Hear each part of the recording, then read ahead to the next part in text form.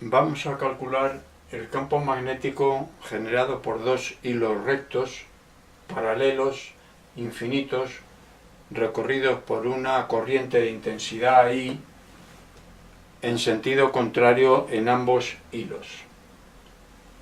Hemos dado un corte aquí de los dos hilos, un corte ortogonal a los hilos, el hilo superior A con la corriente saliendo de la pizarra y el hilo inferior C con la corriente entrando en la pizarra.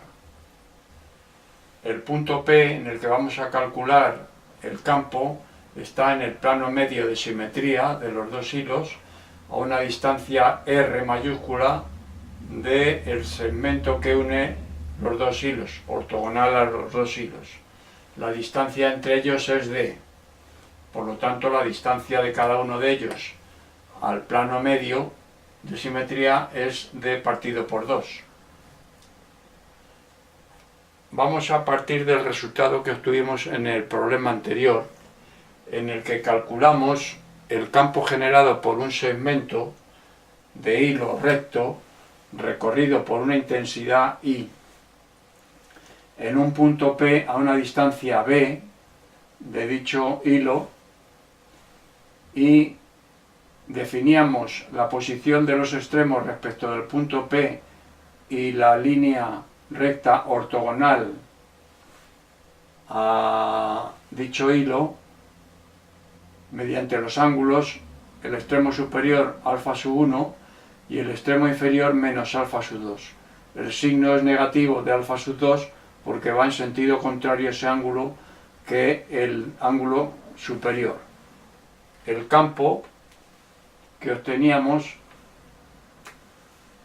lo hemos dibujado aquí y obteníamos que era ortogonal en dirección al plano que forma P con el segmento y de sentido menos K. Si el plano que forman P con el segmento, que incluye ambos elementos, está en el plano que define los vectores I y J.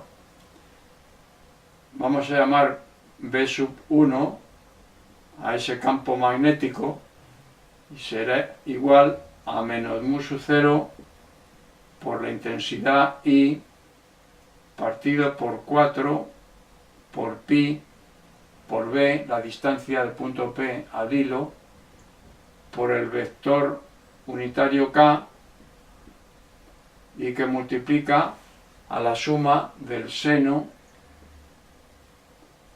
de alfa sub 1 más el seno de alfa sub 2.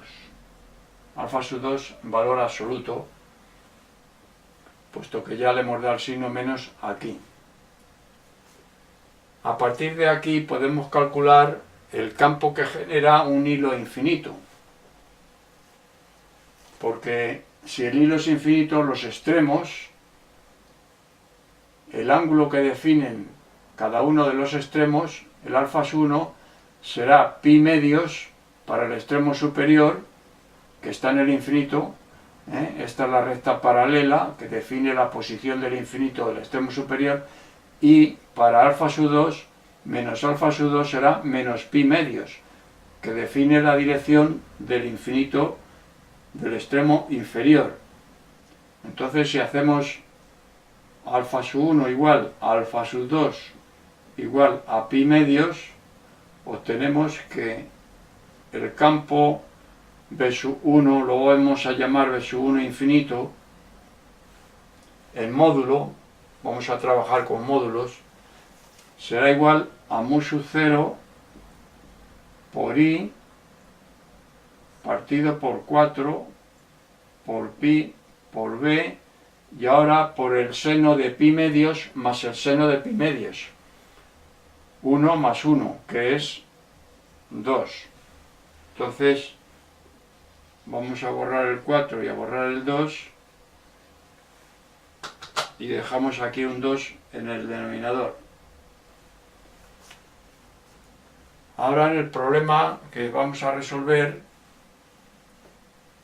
tenemos que el campo B generado por los dos hilos será igual a la suma de los dos campos. El B sub A generado por el hilo A más el B sub C generado por el hilo C.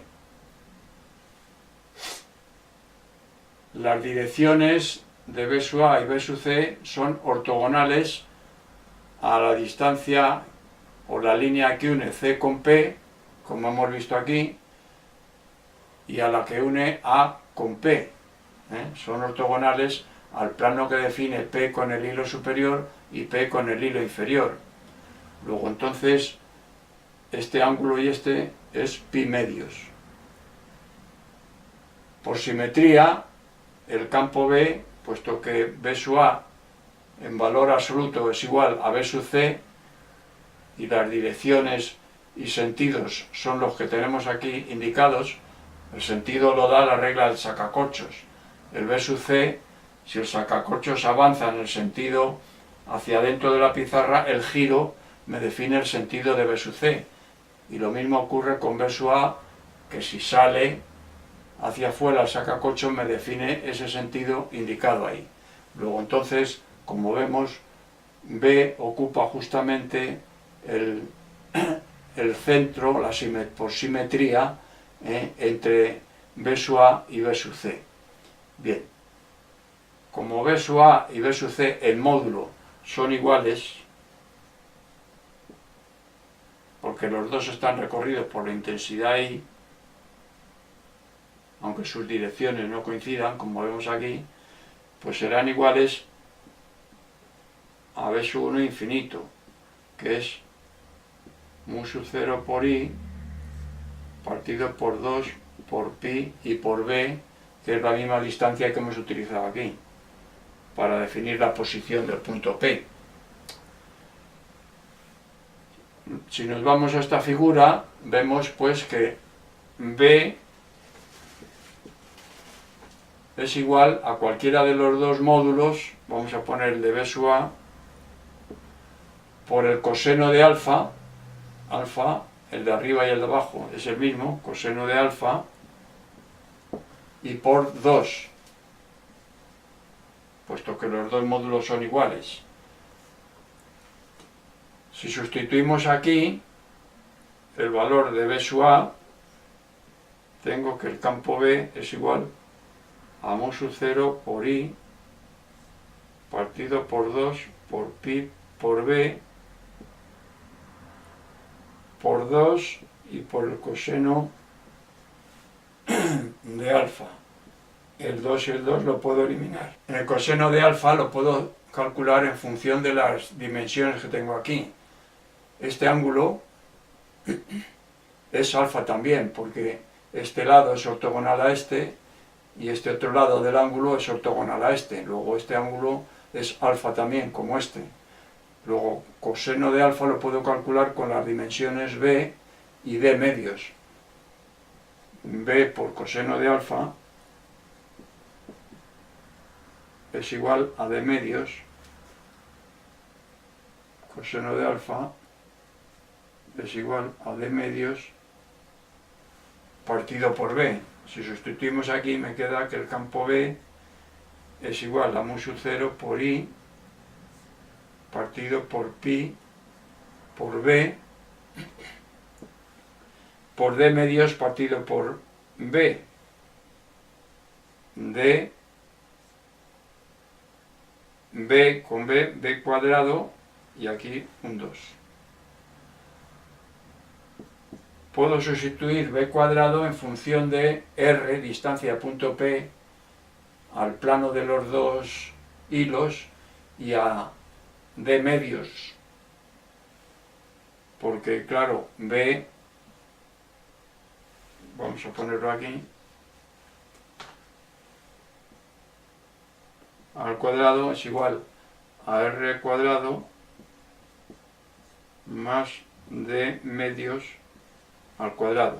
Si sustituimos aquí, me queda que el campo B es igual a mu sub 0 por I partido por 2 por pi por D, y ahora por 1 partido por B cuadrado, que es 1 partido por r cuadrado más d medios al cuadrado.